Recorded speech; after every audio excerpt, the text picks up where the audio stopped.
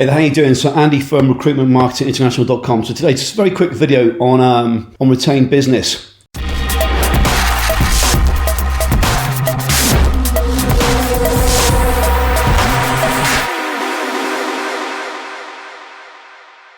So again, if you're on iTunes or audio, I'll give my best efforts to make this into a visual for you. So question we have over the years is, Andy, listen, join the inner circle. My first outcome is to reach 100k, 200k, a million, whatever your number might be per annum per month. But your first outcome is always going to be a financial outcome, which it should be. Then the second outcome is going to be model. And model normally means hours in the business. It means your role in the business. It means how the business functions.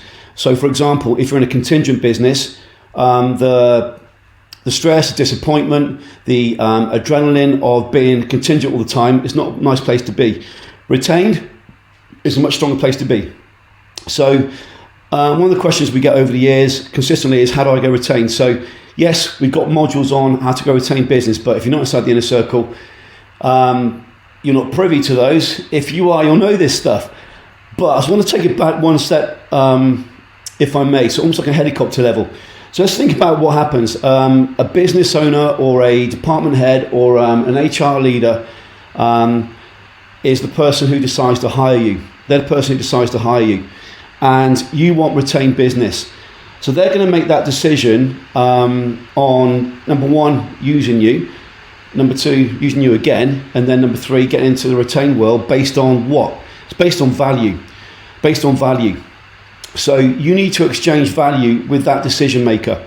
So what does that decision maker want is the most important thing first of all. So let's just take this as a generic term. So that decision maker, again, business owner, department head, HR leader, whatever it might be, they want probably one of three things. They want the right talent. And what that right talent might mean, it might mean the top 1%. Now, talking generic levels now, but the top 1% of the market, it might be top 5%. Conversely, we've got a member, a really, really cool lady, and in her niche, it's dealing with public sector, so social workers is one of them. They're not necessarily intrigued or driven by the top 1%. What they've got a need for is speed. The role comes on the market, and they need that role filled quickly, so it's speed. Thirdly, you might have the department head, or you might have the department head. If I think back when I was a department head, here's your budget. Your budget is X amount, X million for the year. We want to see a project plan for the next 12 months. We want to see the project implementation. We want to use a number of factors. I want you to demonstrate to me using Microsoft Project, and I want to see the budget at the end of this. So if this project takes 12 weeks, Project B can't start until we've reached operational implementation of Project A, so maybe 10 weeks in. And bit by bit, we've got this budget going on. So as a decision maker, if I've got X amount of million in my department, I need to demonstrate to my bosses with a project plan that there's a cost to this process. So the third element is cost. So when we're looking at retained business, you've always got to think about, right, what does my decision maker want? Now, again, if you're dealing with a Fortune 500 C-suite role, or if you're dealing with a manufacturing, say FMCG contract role, where they want 50 new heads a week, we've got different drivers here. So one might be quality, I said top 1%. One might be speed. One might be cost. But depending on your niche, I'm going to give a generic visual here. What I've seen over the years is normally you've got almost a Venn diagram where we've got cost, we have got the talent, so top 1%, top 5%, whatever it might be, and we've got speed. And we got them, they all cross over to a lesser or greater extent. So back to the question, how do I get retained business? What's the value that your client wants? What's the value that your client wants, number one? Always focus on that. So with retained business, first of all, understand what does your client want? So number two, right, how do we get this retained business? Now, it comes down to two factors, and I'm willing to demonstrate this and argue this. Well, not even argue it. It's a moot point. It comes down to two drivers. The first driver is, number one, deal flow.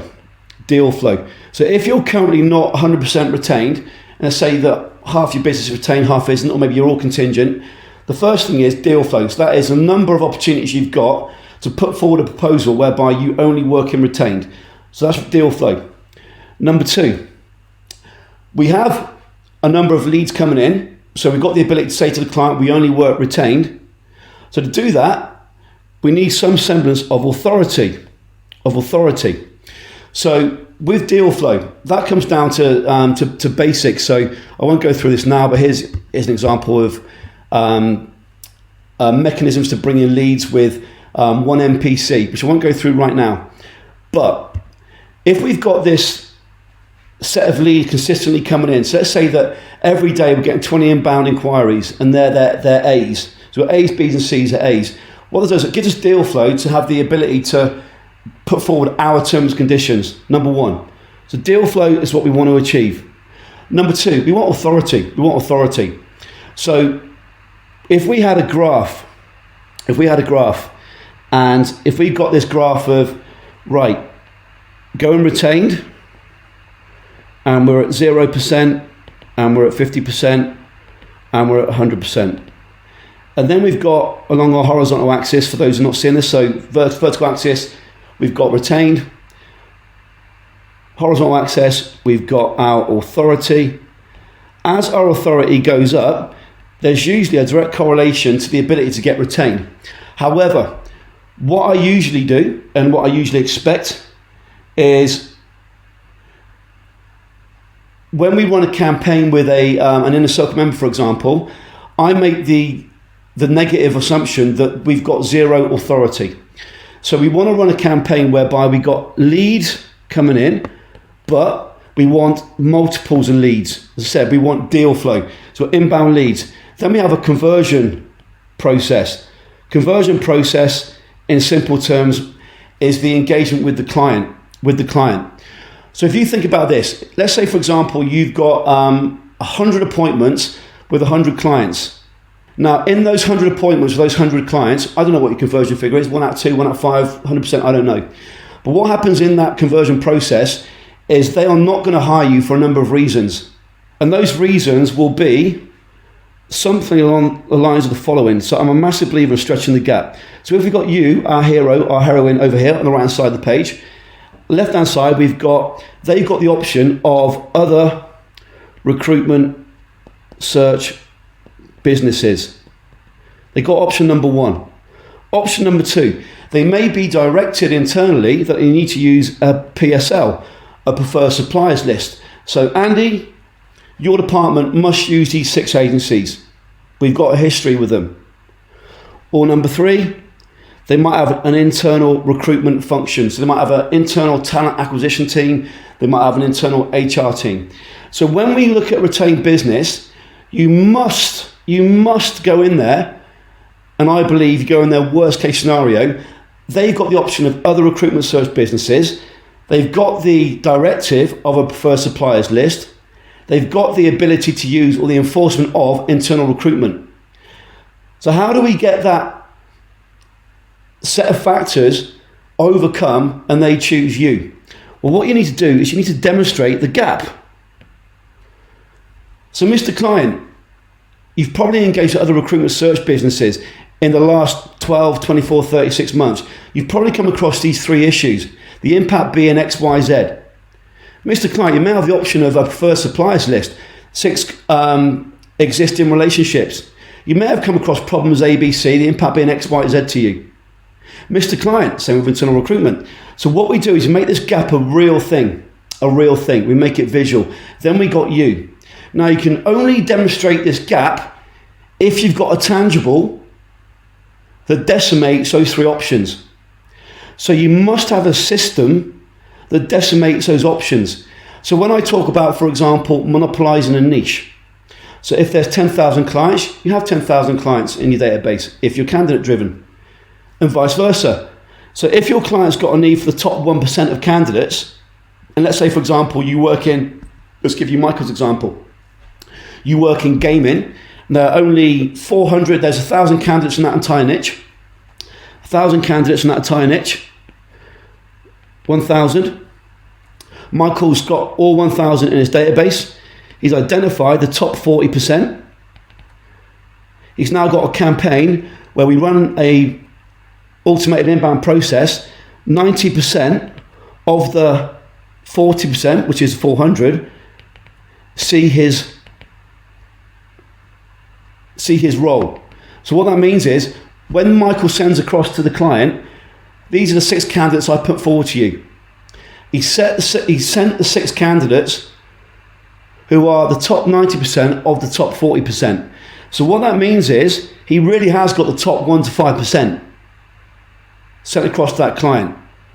So whether you're not in the retained world yet and you're looking to get retained, it will start with a relationship, and it will start with proof of concept. I want talent of this level. I want speed of this ferocity. I want cost of this value. But usually there'll be a Venn diagram that covers all 3 in lesser or greater extent.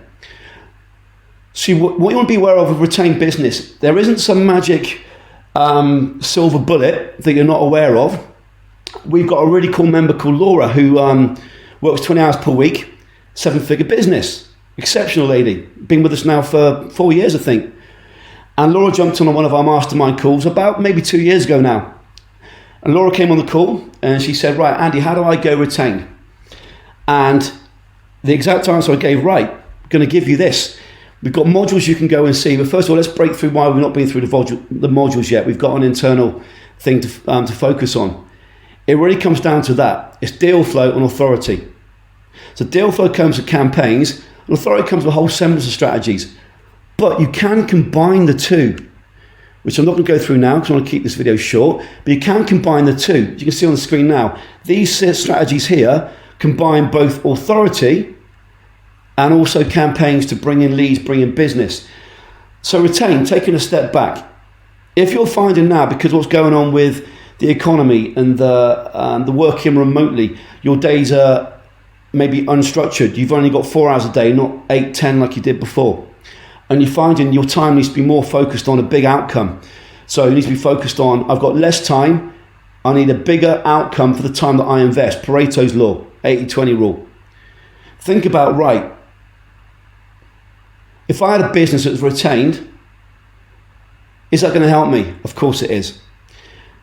Next question, what am I doing now, which means I'm not getting retained business?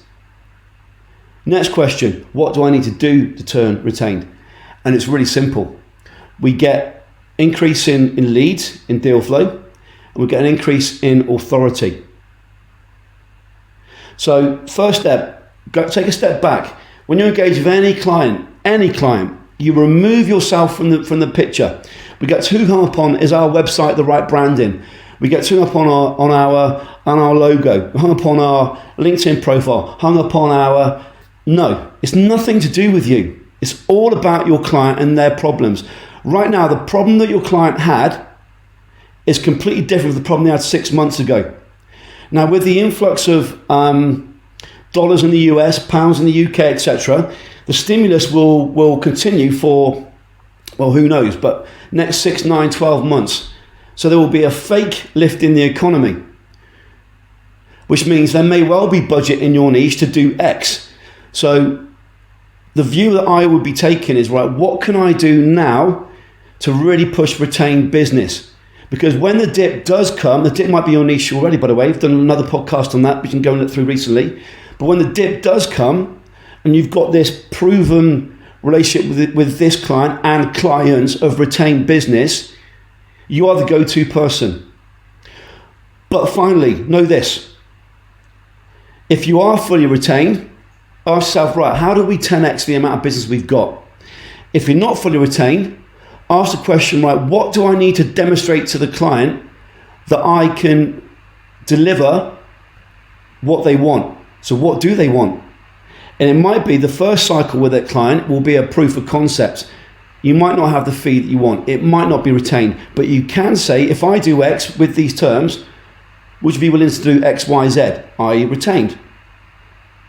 Because your client does not want to be fucking about with 10 different companies. Your client does not want to have 5 different recruitment agencies on their preferred suppliers list, sending them 6 CVs each. Your client will be a line manager, a decision maker, a business owner. I've been there. You do not want to be pissing about with filtering. If he's the HR leader, the talent acquisition manager, that person has either been enforced to go externally because his team, her team, have not given the right staff to the departments. So they've even been told you must go external, or they're going external so they can look the hero to their department heads. So what do they want?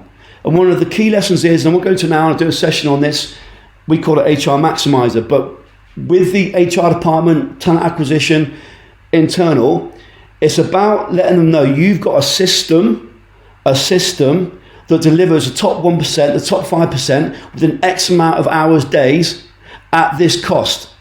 So what that means is you send to the HR leader these candidates who are the top 1-5%. They then send them off to the department heads. These candidates then perform. Guess who's the hero? The HR manager is. The talent acquisition leader is. Who are they going to use again? You. So always break it down. It's about them, not you. So with that said, we're about to start a mastermind. So I'm going to shoot now. I just want to get this across now. The certainty from retained business is a really good place to be. Not only now, like pre what's going on, but I think one of the things I'm seeing consistently with recruitment entrepreneurs is the unknown. So we need to deal with the cards we've been dealt. Let's operate with what's in front of us, but let's be cognizant of what's really going on here. It's not about you, it's about them. If you get that, you will get the retained business. So with that said, if you're hearing us for the first time, we're at recruitmentmarketinginternational.com. If you would like to chat to myself or one of my team, we go through your current position with retained or contingent or anything else in your business. Maybe you're a startup, maybe you're doing 8 figures but actually making no profit. Maybe you're at 750 and you're struggling with the remote. Maybe you've got a candidate problem right now. Probably you've got a job problem, a role problem. But go to recruitmentmarketinginternational.com/meet. That's MEET. recruitmentmarketinginternational.com/meet. I'd like to hear where you are. But that said, as always, stay powerful, stay strong. Us entrepreneurs are the backbone of the world. Don't forget that. Keep at it.